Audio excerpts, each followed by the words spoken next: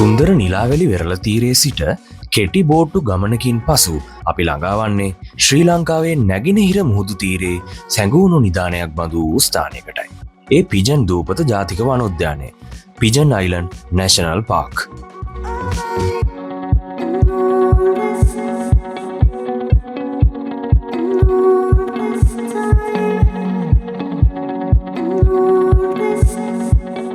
පිජන් දූපතේ සුන්දරත්වය අත්විඳීමට සංචාරකයෙකුට ප්‍රවේශපත්‍රයක් සහ බෝට්ටු ගාස්තුවක් දැරීමට සිද්ධ වෙනවා. දැනට පවතින ගාස්තුවට අනුව මෙම ජාතික වනෝද්‍යානයට ඇතුල්වීමේ ගාස්තුව විදේශීය වැඩිහිටියෙකු සඳහා ආසන්න වශයෙන් ඇමරිකානුඩොලර් 25ක්ද, දේශීය වැඩිහිටියෙකු සඳහා රුපියල් 150ක් පමණ ඇතුල්වීමේ ගාස්තුවක් වශයෙන් අය කරනු ලබනවා. මීට අමතරව නිලාවැලි වෙරළේ සිට දූපතට යෑමට බෝට්ටුවක් කුලියට ගැනීමට සිදුවන අතර බෝට්ටුවේ ප්‍රමාණය සහ පුද්ගලයන් ගණන අනුව එක් ගමනක් සඳහා රුපියල් 15000කට ආසන්න මුදලක් දැරීමට සිදුවෙනවා. මුළු වියදම තවත් වැඩි විය හැකි අනෙකුත් සාධක වන්නේ කිමිදුම් උපකරණ කුලියට ගැනීම සහ පුහුණු මඟ පෙන්වන්නන්ගේ සහාය ලබා ගැනීමයි. නිවැරදිම සහ නවතම ගාස්තු ඔබට වනජීවී දෙපාර්තමේන්තුවෙන් ලබා ගන්න පුළුවන්.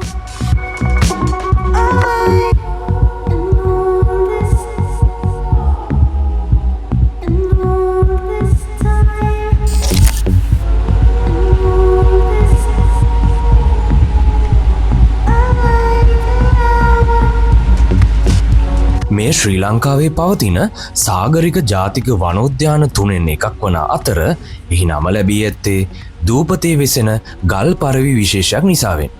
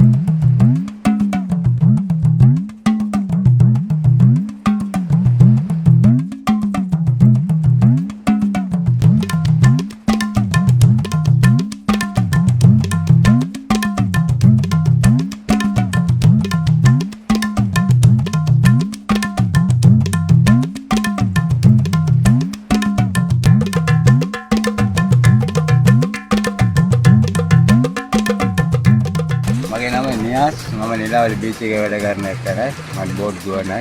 ඊනන්ද ස්නෝකලින් කරන ගයිඩ් එක කරයි. මට ගයිඩ් එක ඔක්කොම තියෙනවා. ඔයාලට පුළුවන් නම් ඒ විදිහට බලන්න. නම එක කියන්න අයියෝ. 76යි 192යි 46යි 65යි.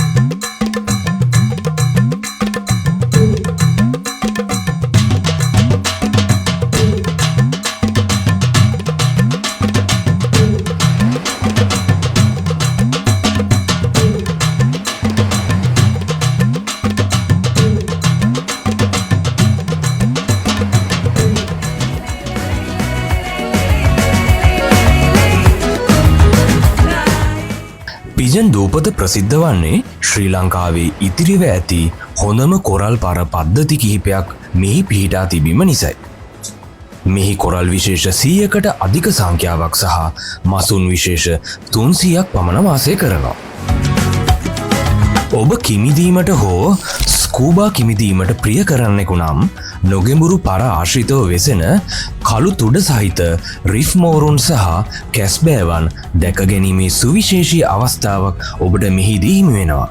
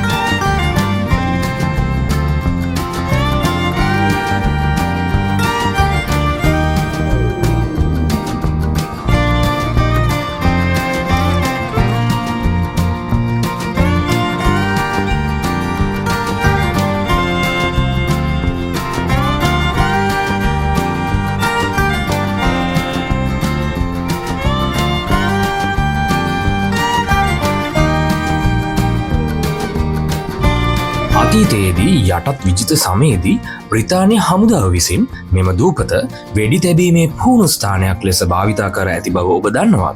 1963දී අබේ භූමියක් ලෙසත් 2003දී ජාතික වනෝද්‍යානයක් ලෙසත් මෙය නම් කෙරුණේ මෙම වටිනා පරිසර පද්ධතිය රැක ගැනීමේ අරමුණින්. පිජන් දූපත ලොකු පිජන් දූපත සහ කුඩා පිජන් දූපත ලෙස දූපත් දෙකකින් සමන්විත වෙනවා. විශාල දූපත වටා කොරල් පර පද්ධතියක් විහිදී යන අතර කුඩා දූපත ගල් පරවලින් වටවී තිබෙනවා. පිජන් දූපත නැරමීමට හොඳම කාලය වන්නේ සාමාන්‍යයෙන් මැයි සිට සැප්තැම්බර් දක්වා කාලයයි. මෙම කාලයේදී මුහුද සංසුන් වන අතර දිය යට පැහැදිලි බව ඉහළ මට්ටමක පවතිනවා.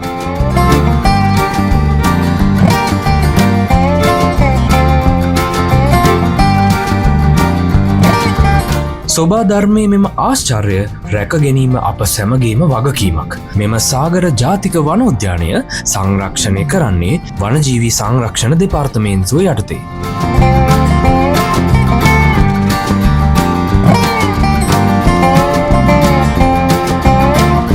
පිජන් දූපත යනු හුදෙක් සංචාරක ස්ථානයක් පමණක් නොව ශ්‍රී ලංකාවේ සාගරික ජෛව විද්‍යාත්මක විවිධත්වයේ සැබෑ ස්වර්ණමය දොරටුවක් බවට කිසිදු සැකයක් නැත.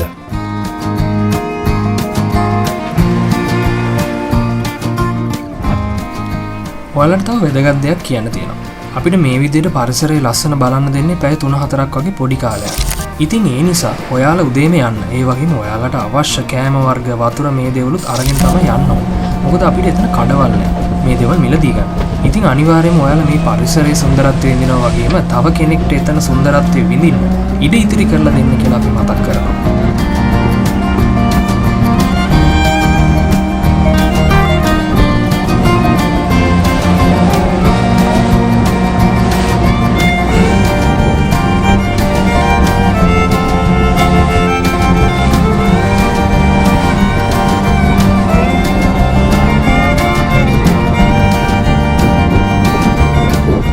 ඉතින් යාළුවනේ අද අපේ හසාවෙස් චැනලේ හරහා අපි අරගෙන ආපු ගමන තමයි මේක. අපේ ඉදිරි ගමන් බිමන් සහ අලුත් වීඩියෝ ඔයාලට ඉක්මනින්ම බලන්න ඕන නම් හසාවෙස් අපේ channel එක subscribe කරන්න අමතක කරන්න එපා. ඒ වගේම වීඩියෝ එක හොඳයි නම් like කරලා තවත් යාළුවන්ට බලන්න share කරන්නත් අමතක කරන්න එපා. හැමෝටම සුබ දවසක්.